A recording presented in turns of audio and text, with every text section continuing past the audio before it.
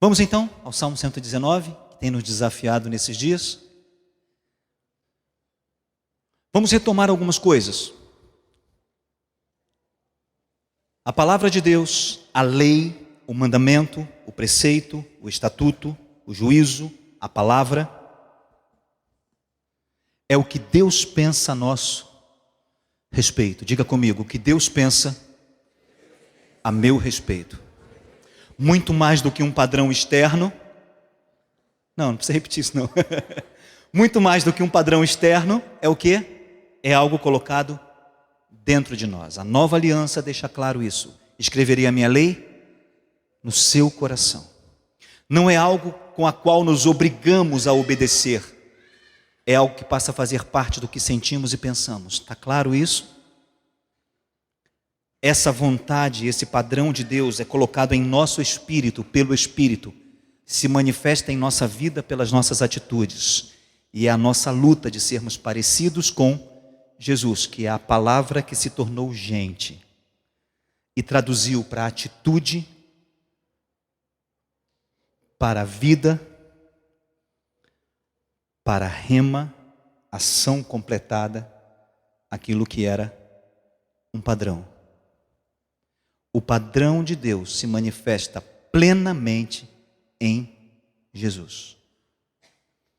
Quando nascemos de novo, Ele passa a viver em nós. Vivo não mais eu, Cristo vive em mim. E essa palavra, esse padrão, passa a viver em mim.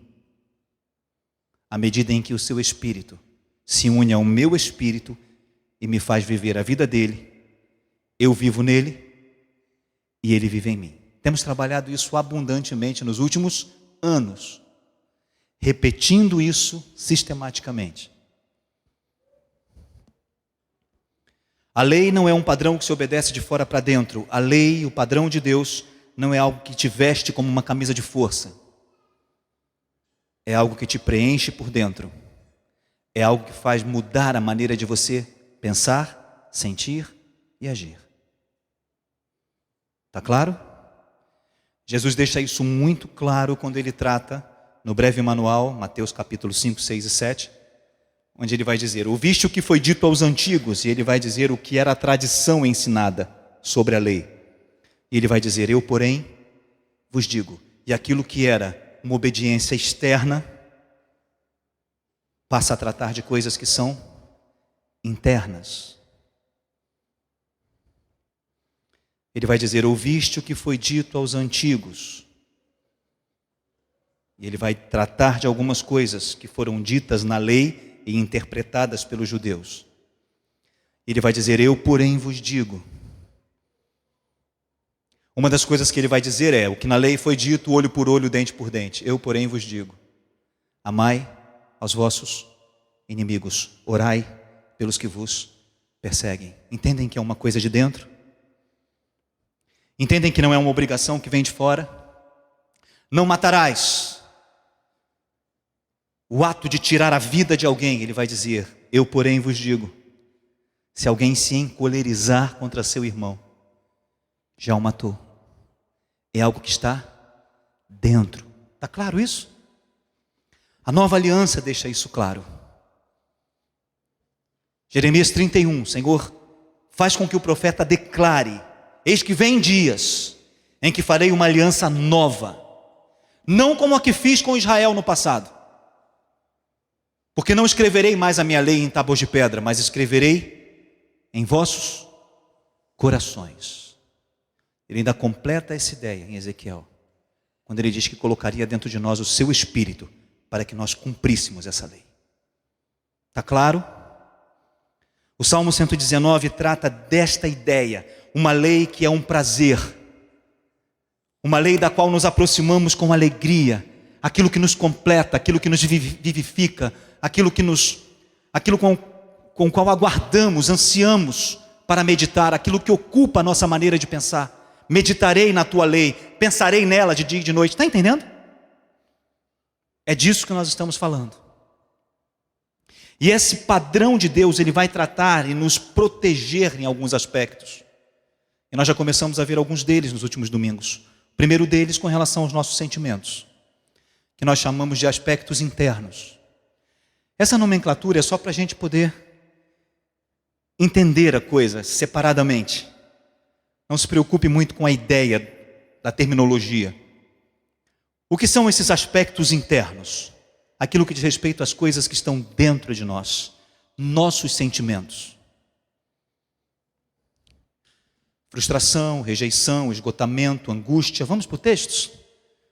Declaramos esses textos já. Salmo 119, 6 e 7. Quem dera os meus caminhos fossem dirigidos a observar os teus mandamentos, então eu não ficaria confundido. A ideia de ficar confundido é a ideia de estar fora do padrão de entendimento, da clareza. Não é? Isso vai se relacionar a um processo de esgotamento. Passa, Juju. Salmo 119, 22 e 39. Tira de mim o opróbrio e o desprezo, pois guardarei os teus testemunhos. A palavra vergonha, opróbrio e a palavra desprezo tem a ver com os elementos de rejeição. Coisas que estão interiorizadas dentro de nós, das nossas vivências, das quais nos envergonhamos, porque vivemos estas coisas e, no entanto, foi por estas coisas que Jesus morreu na cruz. E foi estas coisas que ele triunfante, na descrição que o apóstolo Paulo faz em Colossenses, ele entra triunfante sobre todo o pecado, porque todo o escrito de dívida estava cravado na cruz. Foi por estas coisas que temos vergonha e dor, que se associam ao nosso passado, as coisas que nos ferem, foi por elas que Jesus morreu. Foram estas coisas que ele levou sobre si. Todo escrito de dívida, tudo que nós não fomos ou que não fizemos, estava pregado na cruz, exposto declaradamente. E ele morreu por cada uma dessas situações. Está claro? Continua, Juju. No 28. Consome-se de tristeza, a minha alma se consome de tristeza. Mais adiante. Vamos lá? Andarei em liberdade. A gente trabalhou aquela questão de caminho espaçoso, né? De andar em lugar espaçoso. Isso tem a ver com os aspectos depois. Vamos passar, Juju. Isto é a minha consolação na minha angústia. Tem a ver com a sensação de aperto. Tem a ver com a sensação de que algo nos espreme. Já sentiu isso? Todo mundo já sentiu, né? E os salmistas vão dizer que a palavra, o mandamento, o preceito, o juízo de Deus nos vivificam diante da angústia, nos fortalecem diante da angústia. Nós vamos voltar para tratar cada um desses elementos depois. Vamos lá, Juju? O segundo aspecto são aspectos externos, que nós trabalhamos no último domingo. Chamamos de aspectos externos. O que são estas coisas? Coisas que acontecem conosco e que nós não podemos controlar. Adversidades, reveses, enfermidades, tribulações, circunstâncias que nos inquietam, coisas que não funcionam como nós gostaríamos que funcionassem, coisas que não dão certo como a gente gostaria que elas dessem. Isso vai trazendo inquietação, isso vai trazendo sensação de frustração.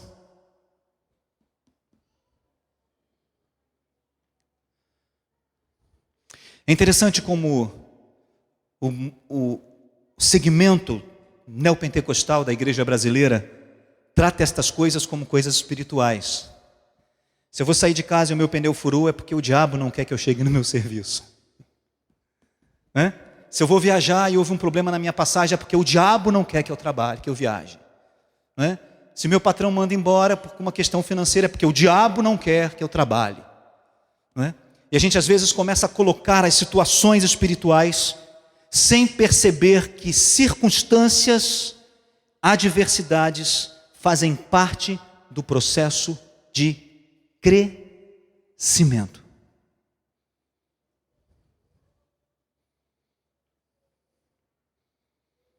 que elas são colocadas muitas vezes em nossas vidas e elas acontecem para que nós possamos nos tornar mais fortes, para que possamos aprender a viver no que é adverso, como o apóstolo Paulo diz: já passei fome, já padeci necessidade, já tive abundância. Ele diz: estou pronto para viver qualquer circunstância, sei ter fartura e sei ter falta. Aí ele vai dizer: posso todas as coisas naquele que me fortalece. Estão entendendo em que contexto ele diz isso?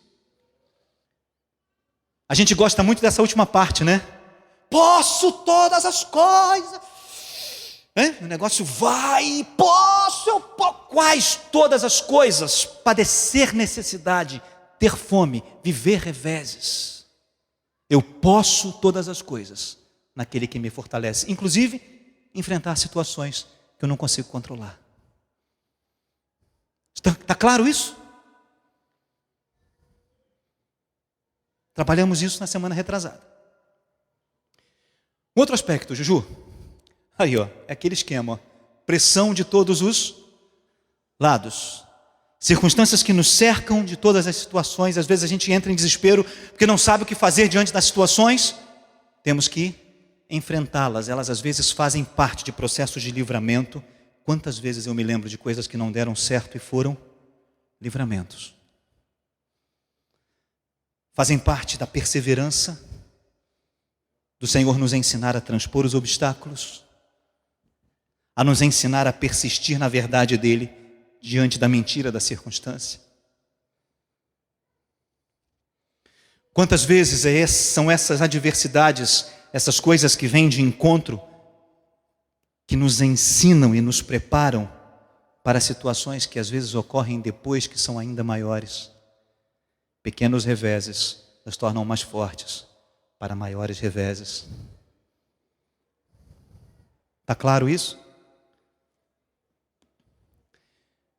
Acho que todo mundo já teve a experiência de começar a fazer musculação. Qual é o resultado imediato da musculação? Ficar forte? Não, isso é depois. Dor.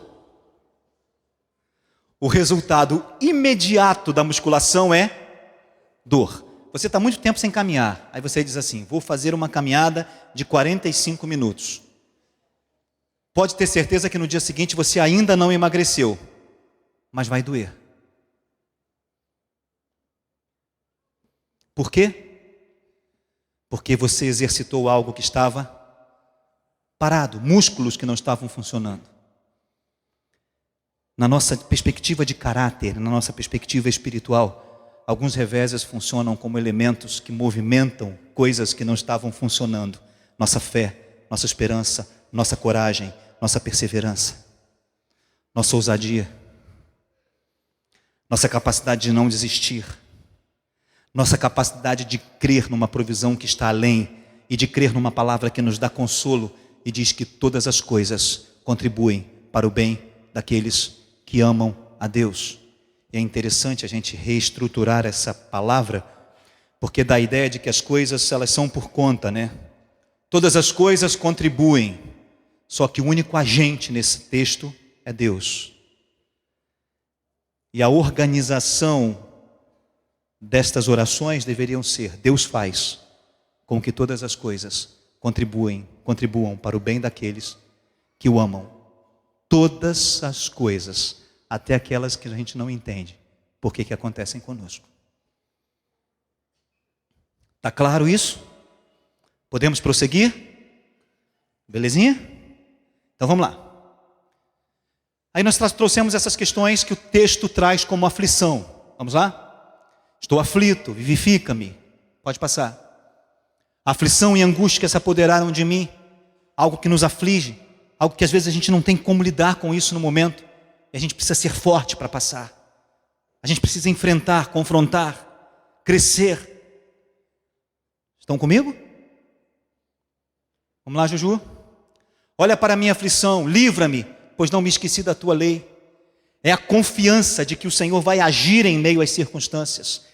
É impressionante isso. Existem reveses que nos ensinam, existem situações contrárias que nos ensinam a crer. Crer que o Senhor vai fazer o que Ele diz que faz. Crer que Ele vai cumprir aquilo que Ele nos disse. Isso nos torna capazes de nos apropriarmos disso. Às vezes coisas pequenas onde a gente crê, e isso vai aumentar a nossa confiança em coisas maiores. Dá para entender? Amém? Quantas vezes a gente olha para uma situação e diz, eu não vou dar conta. Uma das coisas que eu mais escuto no escritório é, eu não vou dar conta.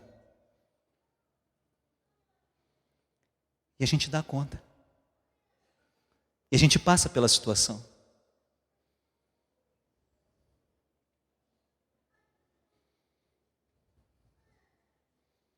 A gente é fortalecido. A gente é vivificado. A gente é tomado por graça. E vai além, às vezes, do que a gente pensa que pode fazer. Isso vai nos fortalecendo em confiar que o Senhor intervém. Que quando Ele não muda a situação, Ele muda a gente. Aí a gente vence a situação porque a gente mudou. Dá para entender? Isso é extraordinário. Tenho falado várias vezes, tirem as situações de reveses e de inquietações e de situações que não deram certo do texto bíblico e me mostra o que sobra.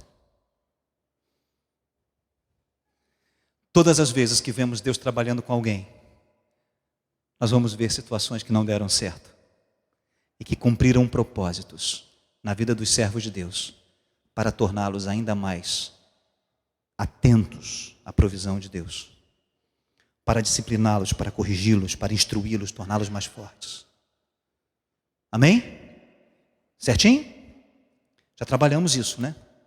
Vamos lá, Juju. Esse é o terceiro aspecto e esse é um aspecto novo que eu gostaria de expor hoje e começar a trabalhar. São os aspectos de conflitos relacionais e espirituais. Como nos relacionamos uns com os outros e como nos relacionamos na questão do conflito espiritual, uma vez que fomos arrancados do império das trevas e trazidos para o reino do Filho do seu amor. E quando Ele fez isso, Ele nos arrancou de um controle, de uma realidade e nos trouxe para outra. Então existe um conflito entre o que nós éramos e já não somos, e o que nós precisamos ser e ainda não somos. Pegaram? Mais ou menos? Fomos arrancados do império das trevas e trazidos para o reino do Filho do seu amor. Estamos em obras. Fomos arrancados do império das trevas e já não somos o que éramos. Fomos trazidos para o reino do Filho do seu amor, mas ainda não somos o que precisamos ser. Então estamos em pleno processo de transformação. E essa transformação passa exatamente pelos elementos de conflito. O primeiro elemento, que são os conflitos relacionais, eles se associam muito a quadros de amarguras e ofensas. A maioria dos problemas relacionais estão ligados a ofensas, a amarguras. Marido e mulher, pais e filhos, relacionamentos interpessoais. Maioria. Eu me frustrei com uma pessoa. Pode ter certeza que teve alguma coisa que você se decepcionou e isso te amargurou. Que você esperava e a pessoa não fez. Mas a pessoa me chateou muito. Por quê? Porque ele fez alguma coisa que você não esperava que ele fizesse. Isso de alguma forma te magoou. E se há amargura, há ofensa. E se há ofensa, há amargura. As duas andam alinhadamente.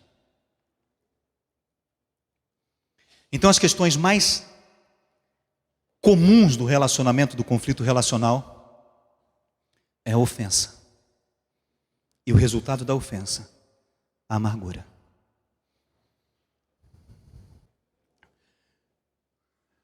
Outro lado desse conflito é o lado que envolve as acusações e as mentiras e que trata do conflito espiritual. de circunstâncias que nos confrontam todo o tempo, que nos resistem e que lutam e investem para que a gente não seja parecido com Jesus.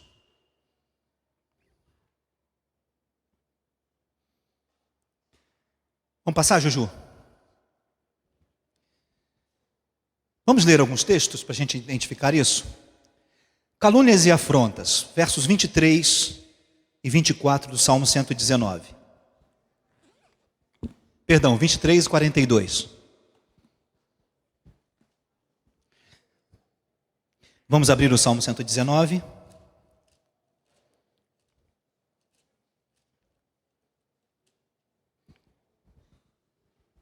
Verso 23.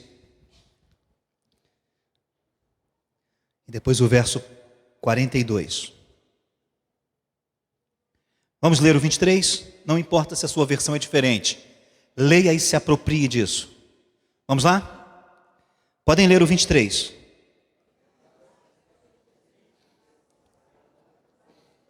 Uai, o que foi com a leitura de vocês?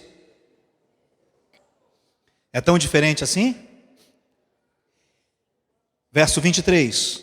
Embora os príncipes se reúnam e me caluniem, o teu servo meditará nos teus decretos. Por mais que as autoridades se reúnam e falem mal de mim e mintam ao meu respeito, ao invés de me amargurar com elas, eu meditarei nos teus estatutos. Ou vai ocupar a mente com outras coisas que não a amargura? Olha o 42. Então terei que responder ao que me afronta, pois confio na tua palavra. Ele diz: eu vou responder ao que me afronta de acordo com o que eu aprendo na tua palavra. Eu não vou responder com a minha ofensa, eu não vou responder com a minha amargura. Ao que me afronta, eu responderei com a tua palavra. Está claro? Amém? Zombaria. Alguém já viveu a situação de zombaria?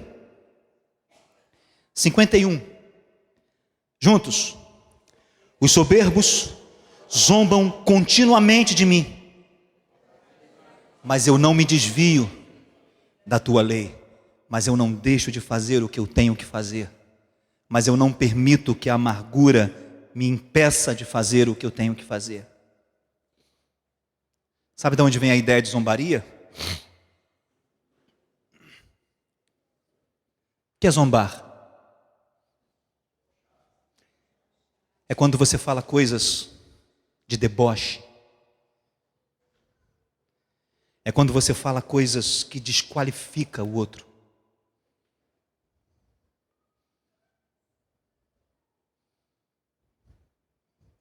Já passaram por isso? Todos nós já passamos. Oi? Um tipo de assédio moral. Isso. Assédio moral é um pouco mais amplo, mas é mais ou menos isso.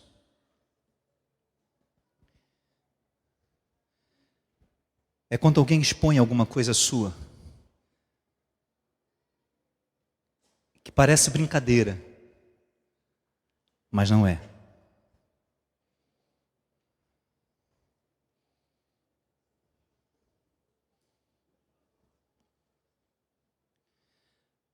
Não significa que nós não possamos brincar.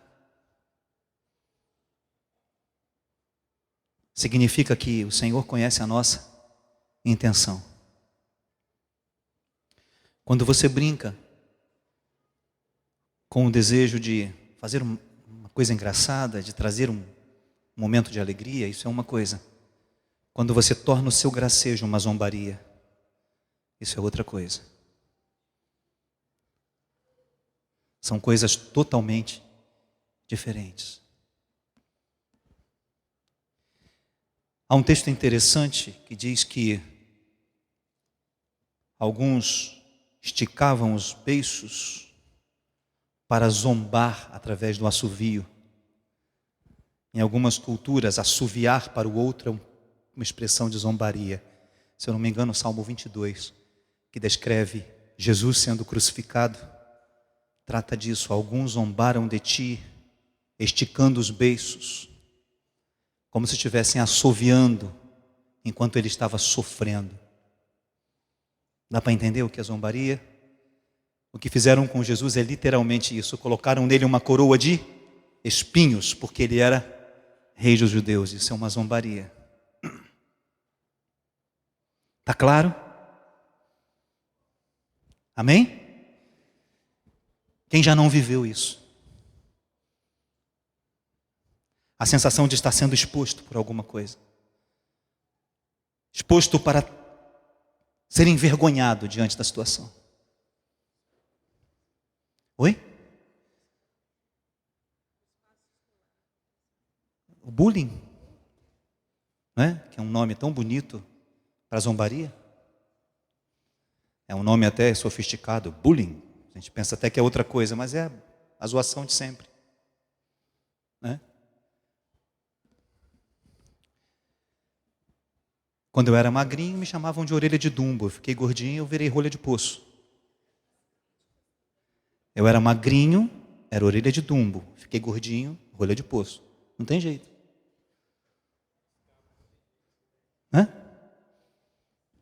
Quando você leva isso de forma natural, mas quando isso causa ofensa, então torna-se zombaria.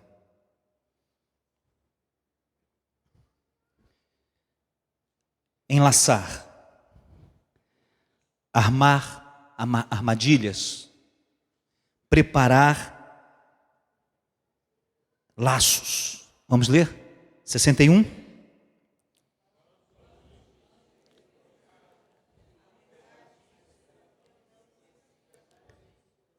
Embora os ímpios me enleiem com laços, não me esquecerei da tua lei. Embora os ímpios coloquem laços para eu pisar, não esquecerei da tua lei. Embora eles armem contra mim, eu não esquecerei da tua lei. O mesmo contexto vamos encontrar no 110. Os ímpios me armaram laço, mas eu não me desviei dos teus preceitos. E no 95. Os ímpios me esperam, me espreitam, armam armadilhas para me destruírem, mas eu atentarei para os teus estatutos. Quem é que não passa por isso? Quem é que já não foi ludibriado, enganado? Quem é que já não sentiu a sensação de que alguma coisa foi armada para que você ficasse sem como se defender, fosse pego de surpresa? Isso são coisas que acontecem tanto nos relacionamentos quanto nos conflitos espirituais. Todas as coisas que estamos falando ocorrem tanto nos relacionamentos pessoais quanto nos conflitos espirituais. Estamos falando tanto de situações homem-homem, como estamos falando de situações homem-demônios. Está claro isso? Sem espiritualizar a coisa, sem achar que tudo é ação de demônios, mas identificar que existem alguns momentos onde a zombaria não vem de ninguém, ela brota na nossa cabeça. Onde a calúnia não vem de ninguém, ela é soprada no nosso ouvido.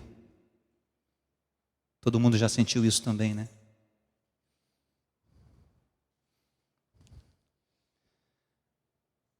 Falar mentira, verso 69. Embora os soberbos tenham forjado mentiras contra mim, de todo o meu coração eu guardo os teus preceitos. Mentiras que são de fora e mentiras que são de dentro, sopradas em nossa mente, tanto quanto ouvidas em nossos ouvidos. Vamos caminhar um pouquinho mais? Opressão, sensação de apertar, de oprimir. 2 textos, o 51. Vamos para o 121. Fiz o que é certo e justo. Não me entregue aos meus opressores. O texto que se refere lá não é o 51, não. É o 161. Os príncipes me perseguem sem causa, mas o meu coração teme a tua palavra. Está claro, queridos, esse aspecto? Eu não quero que a gente compreenda o todo deles, a gente está apenas introduzindo, depois nós vamos voltar em cada um desses aspectos, mostrando como a lei nos sustenta e nos vivifica diante dessas situações. Vamos lá, Juju. Como entender? Aí é a questão que nós precisamos definir muito bem. Primeiro, como tratar os inimigos? Então, se estamos falando de inimigos no contexto do Velho Testamento, estamos falando de pessoas que perseguiam o povo de Deus. Se estamos falando de inimigos no contexto da Nova Aliança, então nós temos que ouvir o que Jesus nos diz em Mateus 5. Vamos lá? A partir do 38.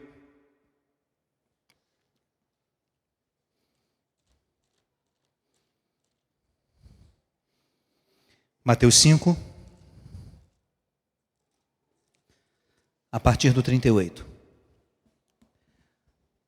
Posso ler? Os irmãos me acompanham? Amém?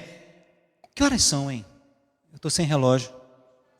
20? Os irmãos aguentam mais 5 minutinhos? Dá para aguentar mais 5? Vamos lá? Então beleza. Ouviste o que foi dito, olho por olho, dente por dente. Eu, porém, vos digo, não resistais ao homem mau. Se alguém te bater a face direita, oferece-lhe também a outra.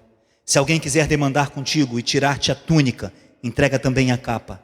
Se alguém te obrigar a caminhar 1 milha, vai com eles 2. Dá a quem te pedir, não te desvies daquele que quiser que lhe empreste. Ouviste o que foi dito aos antigos, amarás o teu próximo, odiarás o teu inimigo. Eu, porém, vos digo, amai vossos inimigos, orai pelos que vos perseguem, para que sejais filhos do vosso Pai que está nos céus.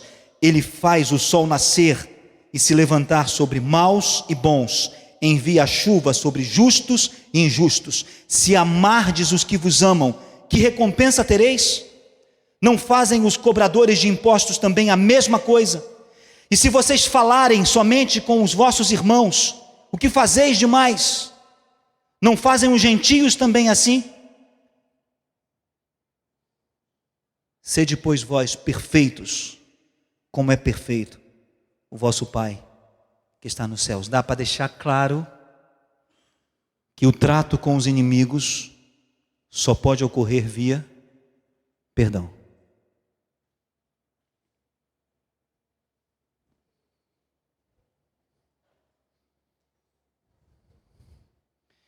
Não há espaço para orar por justiça.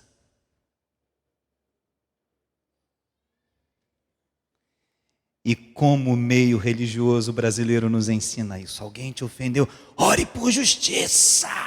Eu chamo Deus entre mim. Se eu chamar Deus entre mim e alguém, eu estou lascado. Porque ao chamar Deus entre mim e alguém, eu estou dizendo que eu estou tranquilo, que eu estou legal.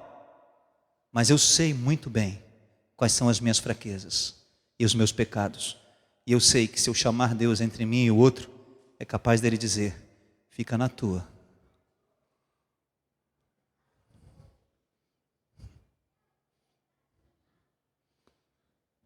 Estão entendendo?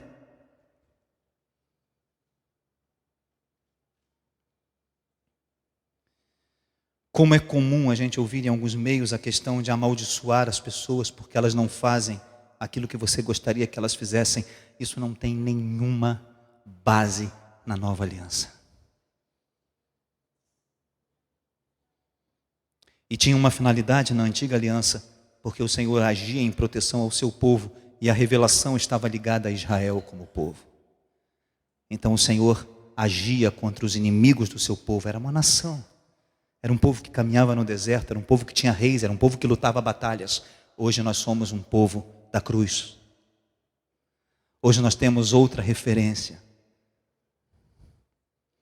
Um povo que nasceu da graça. A única atitude que cabe aos que nos perseguem é perdão. É limpar a amargura do coração.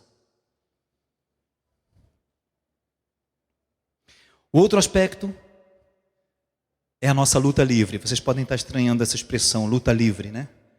Mas Efésios capítulo 6, verso 10, a partir do verso 10, o apóstolo Paulo vai nos falar sobre uma guerra, um conflito espiritual. E ele diz que nós temos que lutar. Vamos lá? Efésios 6.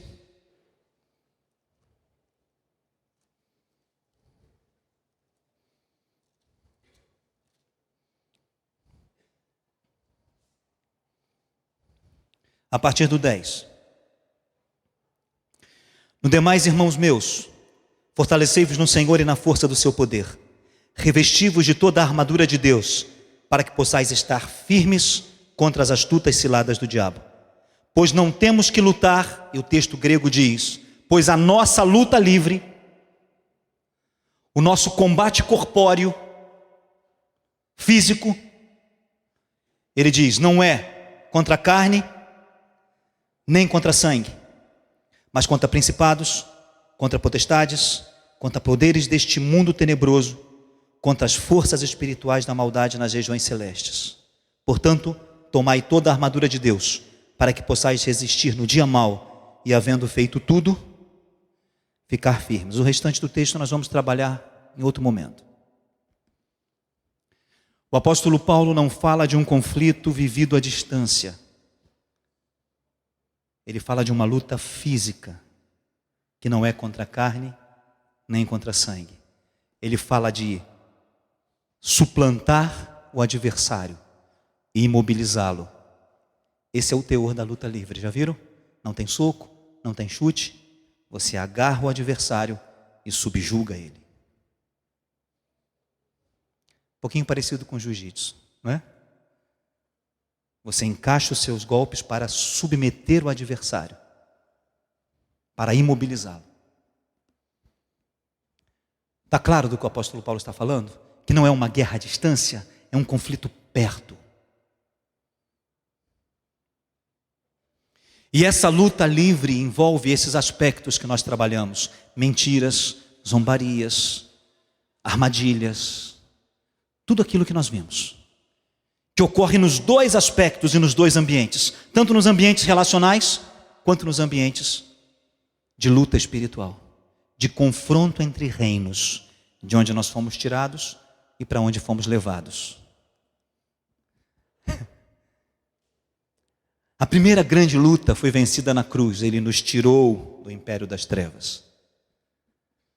A segunda grande luta é lutada pelo Espírito, tirar as trevas de dentro de nós. Quem tem ouvidos para ouvir, ouça. Primeiro grande conflito foi vencido na cruz. Ele nos arrancou do império das trevas e nos trouxe para o reino do Filho do seu amor. Mas há uma luta que persiste. E essa luta é a luta de arrancar as trevas de dentro de nós, para que possamos ser semelhantes a Jesus. Está entendido? Não quero que os irmãos entendam que estamos esgotando o assunto. A gente está abrindo gavetas. Depois a gente vai voltar em cada uma delas e nós vamos tratar especificamente sobre estas. Ok? Passa, Juju. Esses são os ambientes do conflito. Esse amarelo ficou feio pra caramba aí. Mas vamos lá. Qual é o primeiro ambiente do conflito espiritual? A minha mente. O que acontece entre aquilo que eu penso pela minha natureza e aquilo que eu penso pela natureza de Jesus. Aquilo que eu penso e sinto que está ligado a quem eu era e aquilo que eu sinto e penso que está ligado ao que eu devo ser. Amém? Compreenderam isso? Está claro aí, Dudu? É aqui dentro. O primeiro campo de batalha é aqui dentro. O primeiro conflito é aqui. Entre as verdades e as mentiras, aqui. Entre as zombarias e a verdade a meu respeito, aqui. Entre a rejeição das pessoas e das coisas e o amor de Deus por mim, é aqui. É aqui que eu faço as minhas escolhas. É aqui que eu me posiciono no primeiro lugar onde eu preciso sujeitar o inimigo. Mente. Mente no que eu penso. O que eu penso vai me ajudar a vencer o que eu sinto. O segundo aspecto é o mundo, a expressão aionion, que significa a maneira de pensar de um tempo. Aquilo que a gente chama de sofismas, de estruturas de pensamento. Pensamentos de o que tem a ver? Isso é bobeira. Todo mundo faz. O que tem de mais?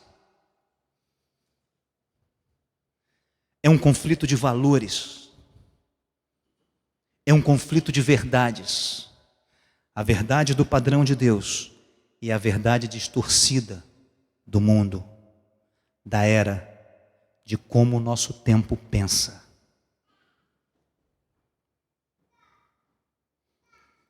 Nesse campo de batalha, o nosso conflito é não achar que nós vamos ter o melhor de Deus e o melhor do mundo no mesmo ambiente, porque isso é impossível.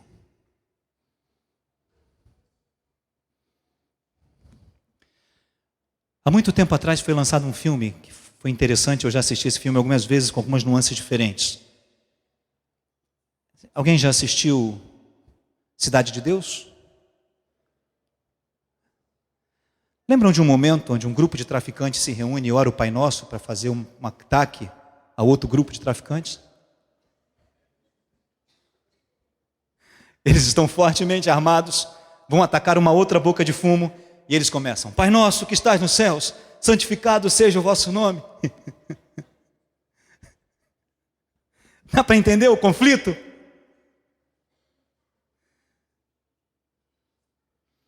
Eu acho que Deus vai me abençoar para eu fazer as coisas que eu penso que tem que fazer. Na verdade, a bênção de Deus é para nos equipar para fazer o que Ele quer que façamos. E esse é o conflito do aionion, do que eu penso e do que a era, o meu meio, pensa.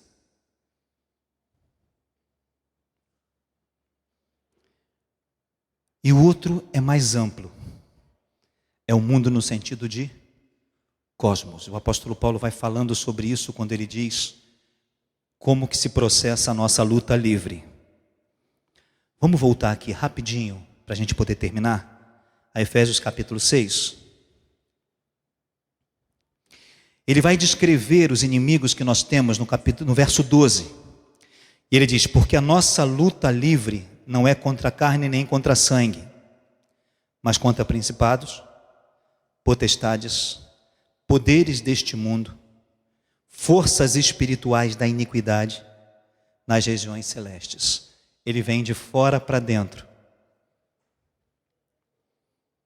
Ele vem do cosmos para a mente. Principados e potestades, autoridades que atuam nas questões de sistema, de formas mais amplas de se pensar, de comportamentos mais estruturados.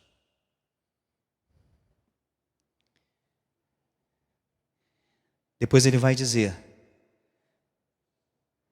que a nossa luta também é contra poderes deste mundo tenebroso, trevas na maneira de pensar. E ele vai trazer isso para o Ainion.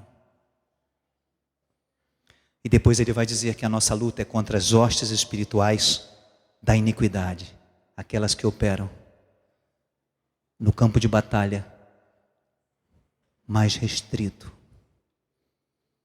no que eu sinto, no que eu penso, no que eu quero.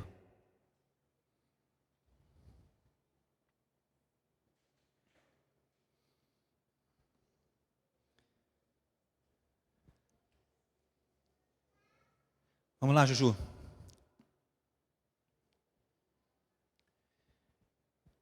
O quarto aspecto, talvez seja o mais interessante neste momento da nossa história como igreja no Brasil e no mundo. Tem a ver com a perseguição sem causa,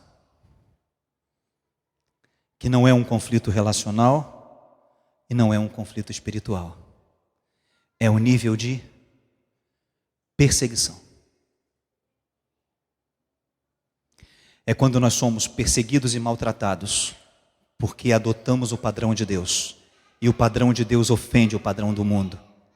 Então nós somos perseguidos porque queremos ser como Ele. Somos envergonhados e chamados de retrógrados, conservadores. Eu não sei até que ponto ser chamado de conservador pode ser considerado um demérito. Para mim é um elogio. Quando alguém diz, você é conservador, eu abro o sorriso e agradeço o elogio. Porque sou conservador pelos padrões que Deus instituiu.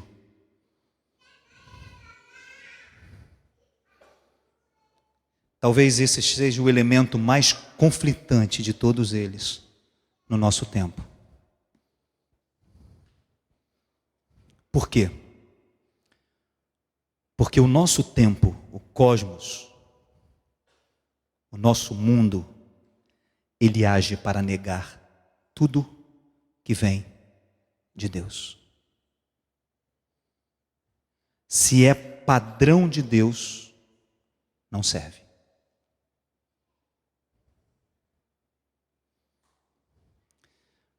O apóstolo Paulo fala uma coisa interessante, ou é o apóstolo Pedro? Me ajuda, Michael.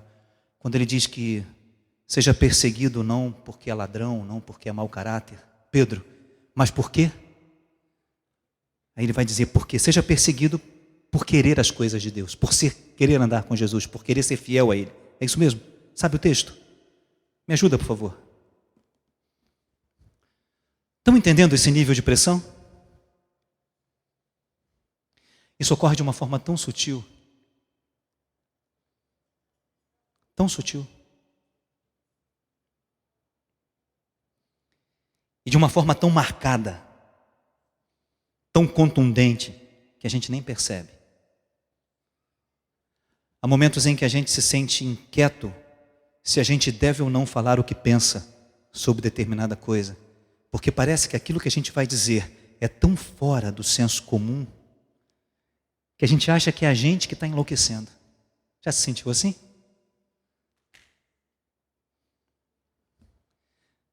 Defender hoje que a família é uma instituição de Deus, e quando Deus a constituiu de forma binária, é uma ofensa. E tem lugares que a gente tem até medo de dizer isso e achar que a gente é retrógrado. Essa é a pressão da perseguição que não vai chegar, já está aí. Ela luta para que você abra mão de valores que dizem respeito ao padrão de Deus. Como isso é difícil no meio da educação. Como isso é difícil. Às vezes no meio do trabalho, onde as regras não são as regras do padrão de Deus, e onde as imposições de comportamento nos pressionam a que a gente não se posicione. Já se sentiu assim? Pois é, essa não é uma perseguição que virá. Essa é uma perseguição que já está aí. Achou o texto? Por favor, leia para mim. 1 de Pedro 4, 15 e 16. Que a gente não padeça pelos erros que a gente comete, pelos pecados que ofendem ao Senhor. Que a gente não esteja simplesmente colhendo aquilo que semeou, mas que a gente se sinta honrado e confortado por ser participante do sofrimento de Cristo e porque o padrão externo nos rejeita, porque nós somos parecidos com Ele. O padrão dele ofendeu a geração dele. Mataram porque não puderam suportá-lo. Mataram porque aquilo que ele pregava quebrava paradigmas. Destruía pensamentos estabilizados. Confrontava o conforto religioso do seu tempo. E hoje nós somos pressionados a nos calar diante dos valores de Deus, porque a forma de pensar, o sistema nos impõe que não é possível que você seja inteligente e pense assim.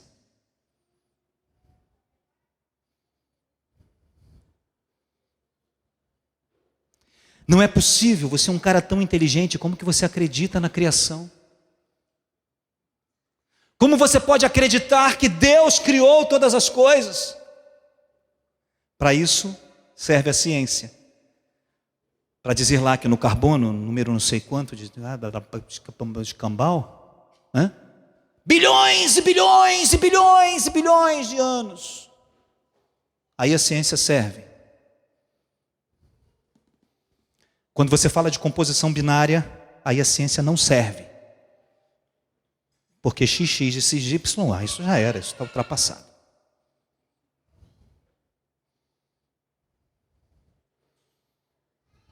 Sabem do que eu estou falando de XX e XY, né?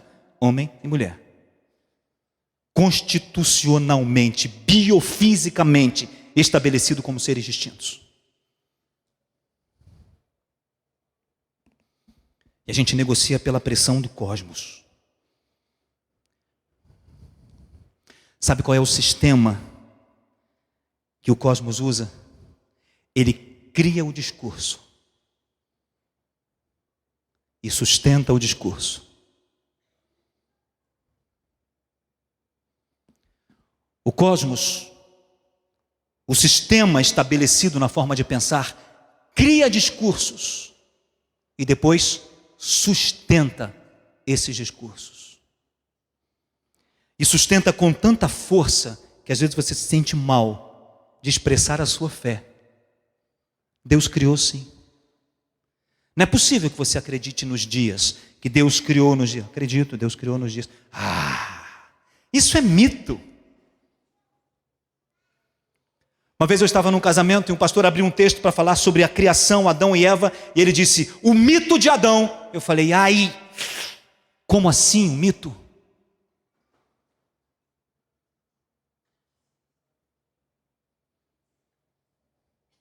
Como assim? O que ele quis dizer é a história não verídica de Adão. Não dá para acreditar num casal binário que gerou toda a humanidade. É óbvio que isso não aconteceu.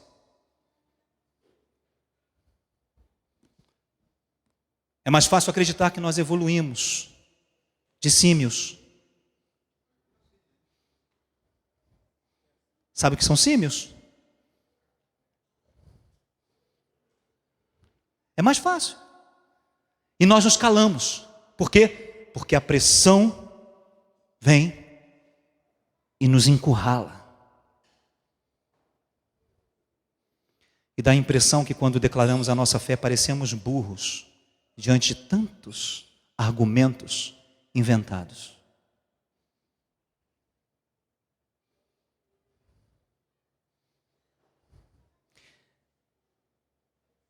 De todas as coisas que eu aprendi bastante no meu convívio com a linguística,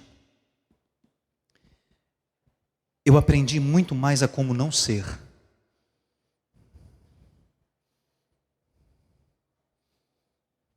Eu acho que a gente aprende a como ser e como não ser. E de todo o meu convívio com a linguística, desde o primeiro, da faculdade e depois no mestrado, algumas pessoas me perguntam se no doutorado, só se Deus quiser realmente, se Ele me colocar no ventre de uma baleia e me vomitar em algum lugar, né? Eu aprendi muito mais a como não ser com relação a esses pensamentos do que a como ser. Não estou dizendo que a linguística não é um bom caminho. Se você tem dúvida com relação, faça a linguística. Porque será ótimo você ser confrontado com coisas que vão fortalecer a sua fé.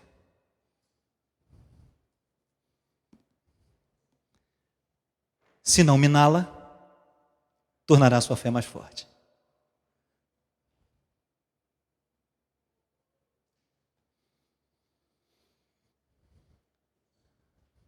Diante de algumas coisas, principalmente ligadas à análise do discurso, a minha fé se tornou muito maior.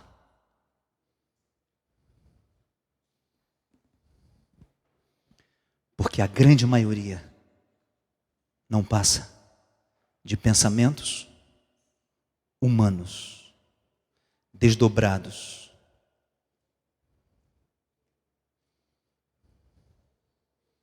E graças a Deus eu tenho um Deus pensante. Eu não tenho um Deus que é uma energia. Eu tenho um Deus que me responde. Eu tenho um Deus que me ensina, que vive em mim, a unção que não é mentira, é verdade, e que me ensina todas as coisas. Então, quando algo vinha para solapar a minha fé, o Espírito me dizia: ótimo, vamos devorá-los como pão.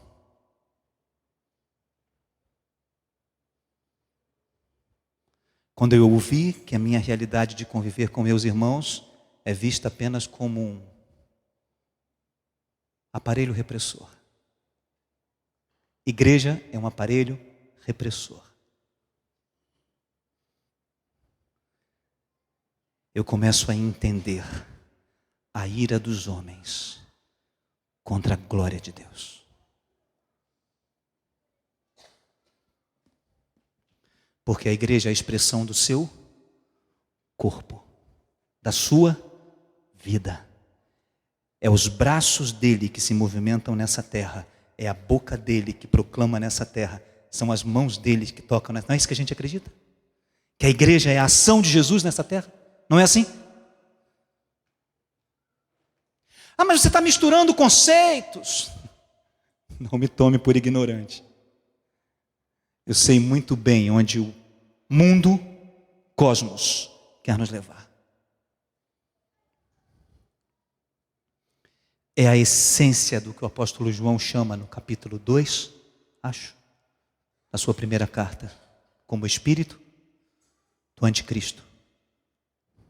Nega tudo o que é de Deus. Nega tudo o que é de Deus. Aí dá para entender o argumento que eu dou vontade de sair pulando assim, gritando, uhul, do apóstolo Paulo, quando ele diz que a loucura, a sabedoria de Deus é loucura para o homem.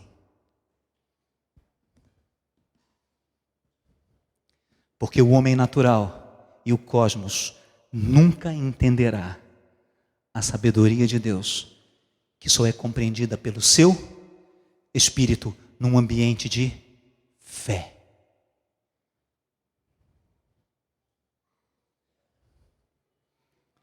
Mas haverá um dia, breve, sobre as nuvens do céu, em que ele vai voltar. Todo olho o verá, toda língua o confessará, e todo joelho se dobrará. E este será um dia de um grande misto de alegria pela sua volta e tristeza pelo seu juízo. Porque Ele traz em suas mãos para distribuir conforme as obras de cada um. E todos nós receberemos de acordo com aquilo que fizemos ou não fizemos. E não será pelo padrão do cosmos, será pela sua lei, pelo seu mandamento, pelo seu preceito, pelo seu estatuto, pela sua palavra. Amém? Vamos ficar de pé?